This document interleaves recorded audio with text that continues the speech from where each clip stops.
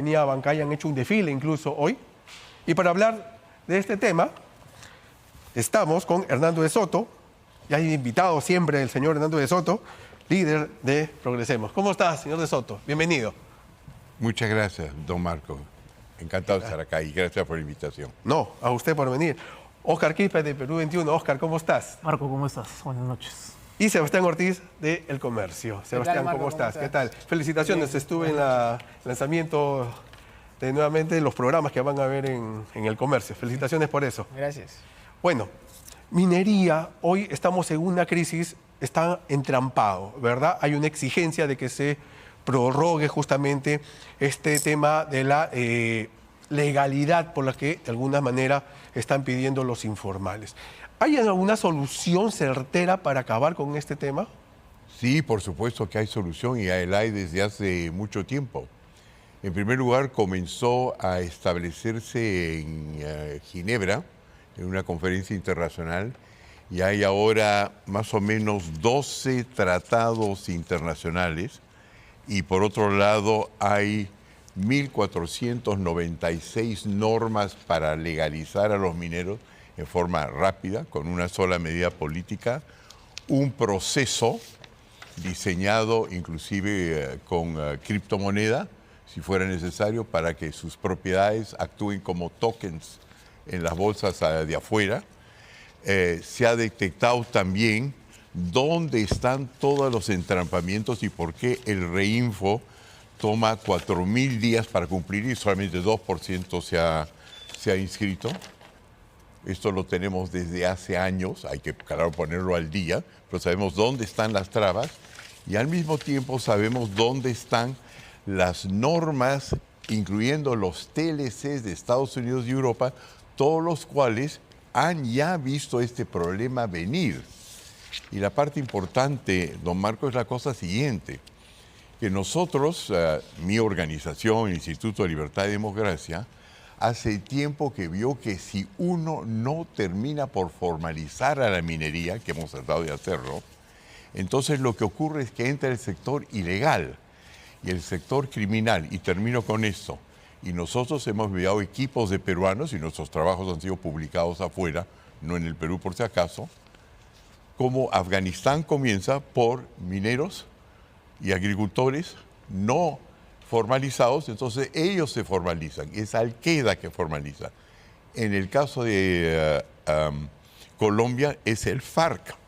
En el caso de cualquier país, en el caso del Islam, ¿no es cierto?, de Irak, es el sistema islámico de defensa, y en Ayacucho, en el Perú, era Sendero Luminoso. Eso es lo que estamos entrando. Cosa de minería no es una cuestión ahora de tener una serie de muchachitos improvisando, le vamos a hacer esto, le vamos a hacer esto. Esto va a terminar muy mal si no se hace lo que el Perú ya aprobó por tratados internacionales y que nadie lo recuerda. Bueno, señor de Soto, el crimen organizado ya ingresó a la minería informal, a la minería ilegal, y un ejemplo de eso es que desde el 2020 mineros ilegales coludidos con bandas delincuenciales han realizado 628 incursiones en la minera Poderosa en Patás, han asesinado a 18 empleados, han destruido 14 torres eléctricas y han robado más de 3.500 millones en oro. ¿De quiénes es la responsabilidad de esta lamentable situación? Bueno, depende de cada región. Si totalizamos la cantidad de muertos, ¿no es cierto?, en Patás, ¿cuántos serán? Son 18 empleados de la minera Poderosa. Ya, nosotros lo que hemos hecho, la lista de Puno son más de 50. Lo que ha pasado es que Patás se quejó y hasta ahora Puno no se ha quejado, pero está ocurriendo en todo el Perú. Es esto, cuando la gente que hace economía ilegal, que ocurre en todas partes del mundo, hay criminales en todas partes del mundo, por eso es que hay policías, ejércitos, fiscales y sistemas judiciales. Cuando no hay el orden del documento que dice quién es dueño de qué, y quienes están encargados de la formalización son, por ejemplo, mineros, que ven en la tierra, ¿no es cierto?, la riqueza, a diferencia de la gente en economía, política o legal, que sabe que el problema no es la tierra, es la titularidad, el territorio, si uno no entra, entonces entran justamente la gente que usted ha dicho. ¿Qué ha ocurrido en el Perú? Uno nunca sabe por dónde va a venir la cosa. Pero lo que ha pasado en el Perú es que los criminales que están metidos en narcotráfico y cuyo objetivo es agarrar la subida del precio de la coca o del opio, han visto ahora que el oro está subiendo más rápido y se han trasladado ahí. Pero no es que hay minería ilegal en el sentido de mineros ilegales en sí, son sencillamente los extorsionadores que amenazan, matan hasta que controlan y toman la propiedad de la mina porque el Estado no sabe cómo formalizar, regular y dar un título que es tan bueno como el terrorista. Y así es como ganaba Sendero. Titulaba, ayudaba, apoyaba a la comunidad hasta que el Estado se puso las pilas, lo formalizó y ya desapareció Sendero porque se le quitó su derecho a dar propiedad. A propósito de la criminalidad en Patás, claro, todo el mundo o la gente relacionada al sector y la misma ciudadanía en La Libertad y en Trujillo exigía al gobierno una medida. La medida parece que es esta ley MAPE que ya presentó el Ministerio de Energía y Minas, que reemplazaría al Reinfo. ¿Usted ha podido ver ya los alcances de la ley? Y si los ha podido ver, ¿esa es la solución para formalizar precisamente a todo este grupo de gente? No, esto ha sido improvisado ahora con el nuevo ministerio. El total de normas que tiene que ser atacada, aquí dicho paso, este es el volumen 1, son 5 volúmenes. Esos 5 volúmenes no requieren de tanto trabajo porque sabemos dónde están, cómo se conectan y cómo hay que hacerlo. Le explico. Una cosa real, no teórica, y la teoría es una cosa buena, pero en este caso, cuando se trataba de ver cómo se titulaba o se resolvía el problema de la telefonía en el Perú, y quizás usted, que es menor que yo, por supuesto, don Marco, se recordará, un teléfono en Lima en 1990 costaba $5.000, Sí. $12.000. Es difícil acceso. Correcto. Entonces la idea, el principio era el mismo. ¿Cómo agarramos estos teléfonos informales que están vendiendo en $5.000 o $12.000?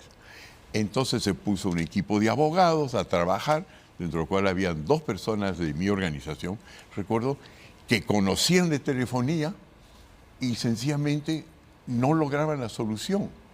Entonces lo que hicimos es, vamos a ir a un lugar donde estas cosas han resultado exitosas. Y fuimos a Londres. Pero no había nadie metido en telefonía. Había gente metida en sencillamente saber qué es lo que no funcionaba con el derecho.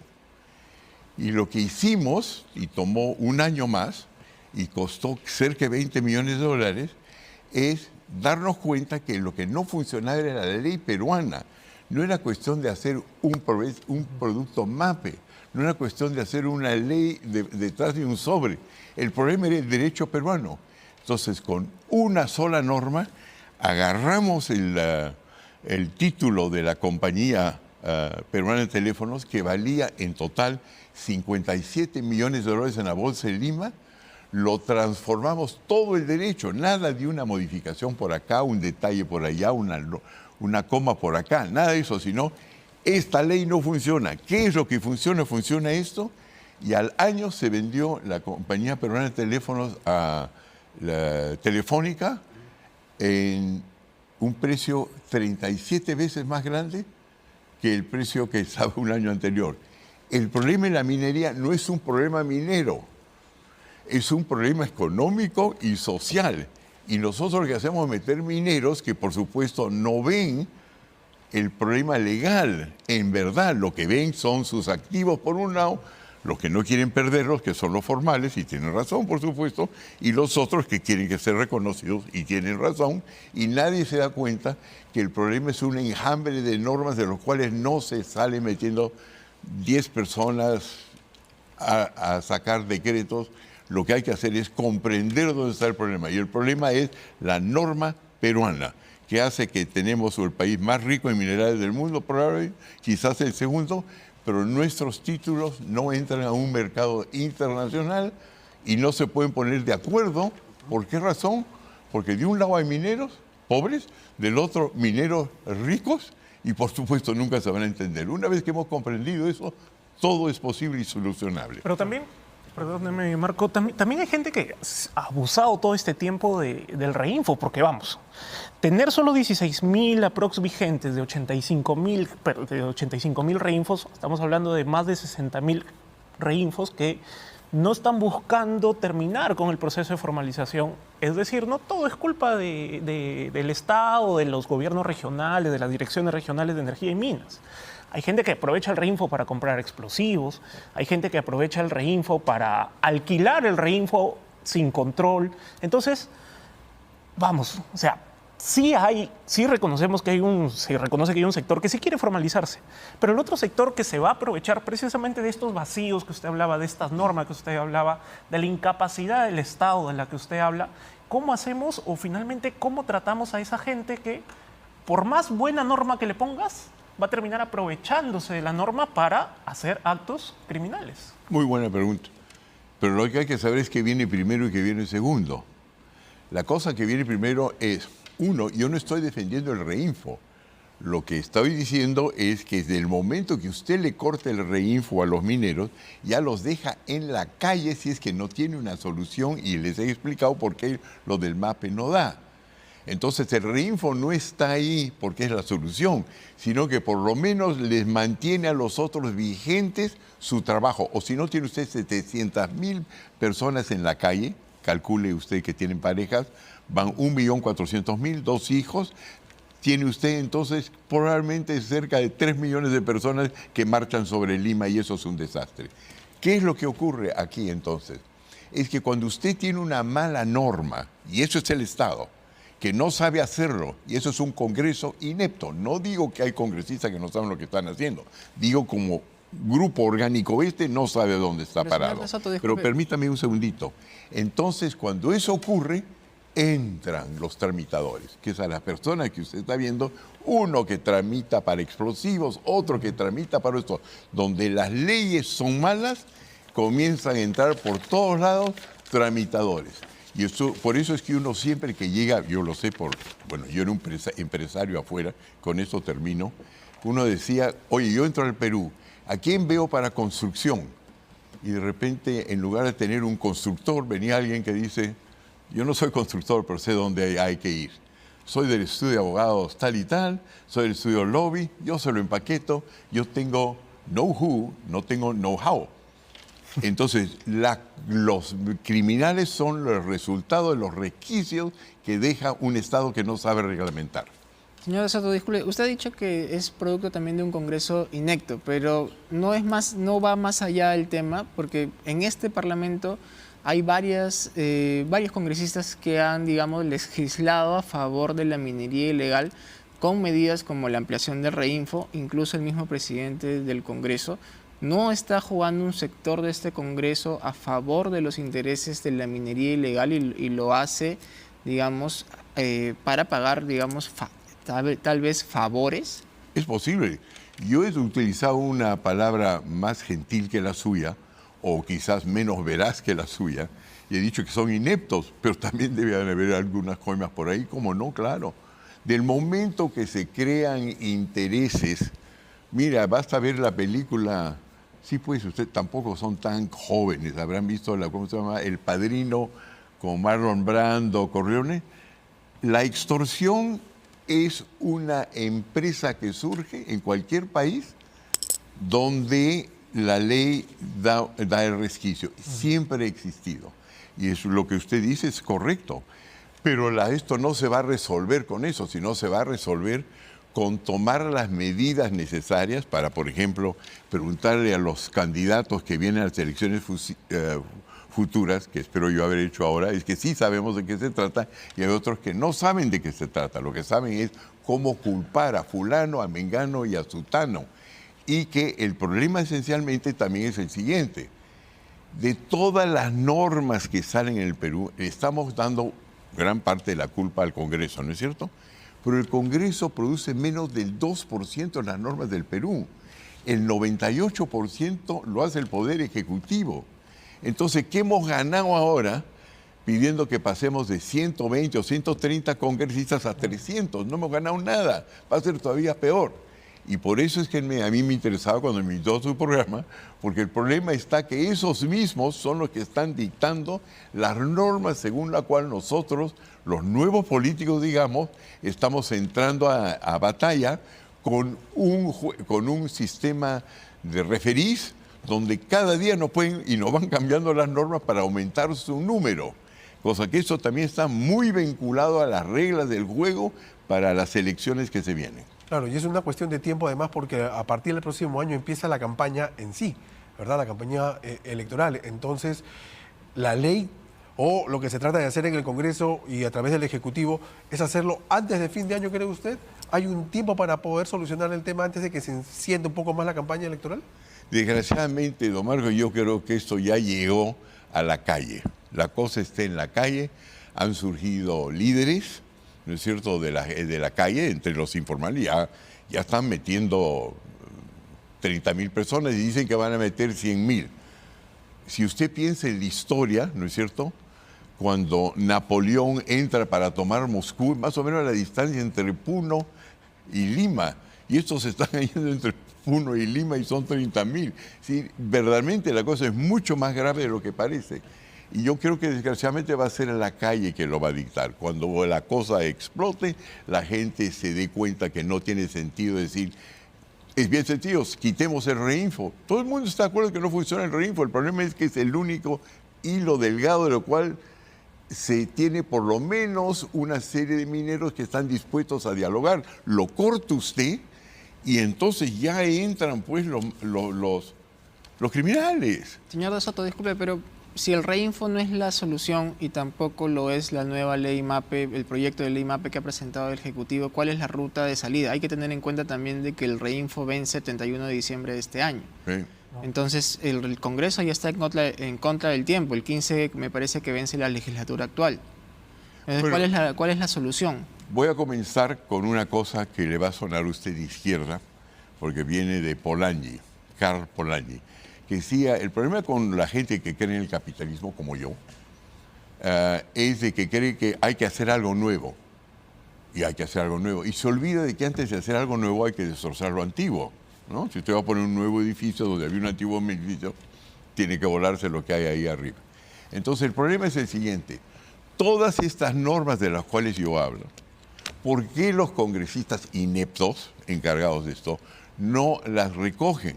Porque no están en el Ministerio de Energía y Minas, no nacen de ahí, no nacen porque son internacionales, no nacen del Ministerio de Economía y Finanzas, porque tampoco están ahí.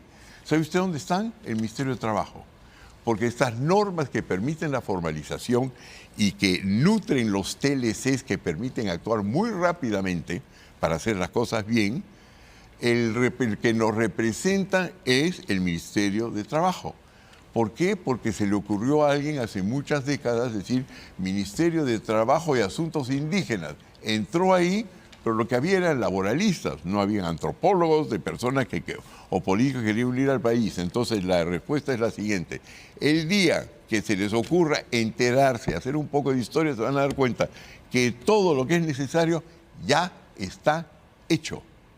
Cuando nosotros comenzamos a hacer, por ejemplo, la simplificación administrativa en los años 90 y tratamos de formalizar en ese momento, no se había visto el problema de la minería, no era tan grave, lo logramos hacer, eran las empresas, no la tengo, sí, aquí está, nosotros lo logramos en lo que se refiere a empresas en todo el Perú, las microempresas, dentro de las cuales había algunas mineras, en 2 años, y recién estamos comenzando, 340.000. No es magia. 340.000 si se sabe dónde está el problema. Primera cosa de un buen médico, no es especular, lo veo usted cerrando un poco los ojos, no habrá un poquito de miopía por ahí, y me lo veo un poquito encorvado, no habrá algún punzazo aquí atrás. No, la primera cosa es dónde le duele, Yo le voy a decir, esto duele por el Ministerio de Trabajo y el Ministerio de Trabajo no sabe lo que ha recogido desde Ginebra y no se ha comunicado con el Ministerio de Economía y Finanzas que hizo el TLC y son 18 ministerios totalmente desorganizados y una presidenta marxista-leninista. ¿Qué quiere usted? Eso es el resultado. Cosa que esto se va a resolver porque alguien se va a dar cuenta que esto va a terminar muy mal. Claro, porque poner a la policía o al ejército es lo mismo, ¿verdad? De lo que está pasando con el narcotráfico, ¿no? Es peor incluso que el narcotráfico. Mire, tiene usted absolutamente razón.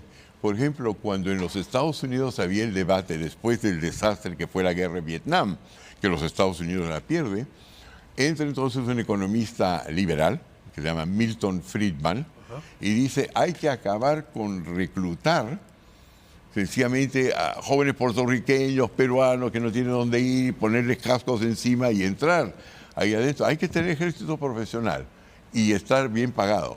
Y entonces el general Westmoreland, que estaba encargado de la guerra de Vietnam, dice, yo no acepto entrar a esta batalla con un ejército de mercenarios. Y Milton Friedman le contesta, ¿a usted prefiere entonces un ejército de esclavos? ¿Por qué no nos pasan a nosotros, los que sabemos lo que hay que hacer, la solución a ese problema? Y la repetimos. Hay gente que sabe qué hacer y hay gente que no sabe qué hacer. Y la primera cosa que quiere usted, cuando va a montar un programa de televisión, canal N, exitoso, con calidad, es preguntar, ¿quién? ¿Una persona de la calidad de Marcos o cualquiera? ¿Dos buenos periodistas o cualquiera? Entonces, en primer lugar, hay que saber a quién se elige y cuáles son las condiciones y criterios para formar partidos políticos en el Perú, o si no vamos a seguir en las mismas. Entonces el ministro Rómulo no ha sabido mucho qué hacer en esta... No, es correcto, es minero, es un buen minero, es conocido por explosivos y todo eso, pero de nuevo pues es minero, lo que él sabe es hacer huecos, lo que él sabe es estructural, él ve la tierra, él ve la cosa. Por eso traje mi pasaporte. En mi caso, cuando yo ya sé, porque viajo un montón, que cuando yo entro por algún lado y me dicen, ¿qué viene usted a hacer en los Estados Unidos? Bueno, soy un economista. ¿De otro pasaporte? Ya. El problema está en el título. Y el título no es una cosa que es de la cual sabe el minero. Lo que el minero quiere hacer es proteger su tierra. No es un problema minero. Es un problema económico y social y está mal distribuido entre los ministerios y eso se corrige en una semana, con voluntad y no con una presidenta marxista-leninista. De todas maneras, que discúlpenme, no es que creo que sea una terrorista con explosivos, seguramente una muy buena mujer. Lo que ocurre es que el marxista-leninista es esencialmente un disociativo. Lo que trata es de ver dónde están las contradicciones de distintas partes de la sociedad y porque utiliza relojes suizos debe ser buena gente. Nada. Estamos en estas porque ahí nos pusieron también periodistas que no supieron hacer las buenas preguntas, sino buscan al primer culpable. Reinfo, al pobre tipo de Puno que quiere traer a este. También tienen una responsabilidad ustedes como nosotros. Sí, señor de Soto, la bancada de Fuerza Popular ha presentado una moción de censura en contra del ministro de Energía y Minas, el señor Mucho, precisamente por la presentación de esta ley MAPE que al juicio de la bancada fujimorista no resuelve el problema de fondo. ¿Usted está de acuerdo con que el ministro Mucho sea censurado por el Congreso? Yo creo que es un muy buen hombre, lo conozco. Además fue candidato en la lista de Avanza País cuando nosotros hemos hecho un acuerdo con ese partido. Y siempre me ha parecido una excelente persona, muy estimable, pero le repito, no es un problema minero. Y él ha tratado de encontrarle una solución minera. ¿Pero debe o no debe ser censurado? Ah, eso es otro asunto, no lo he estudiado. A mí me daría pena otra censura cuando el problema es... ¿Sabe usted? Sería muy mejor que sus periódicos mañana en los titulares digan no es problema minero y que nos aseguremos que el próximo no vuelva a ser un minero, pues. Perfecto. Ok, don Hernando de Soto. Muchas gracias por estar aquí. Muy amable. Gracias, muy amable. Usted. Gracias. Otro vamos a volver para hablar un poco también ya de política con Jorge Nieto Montesinos. Con él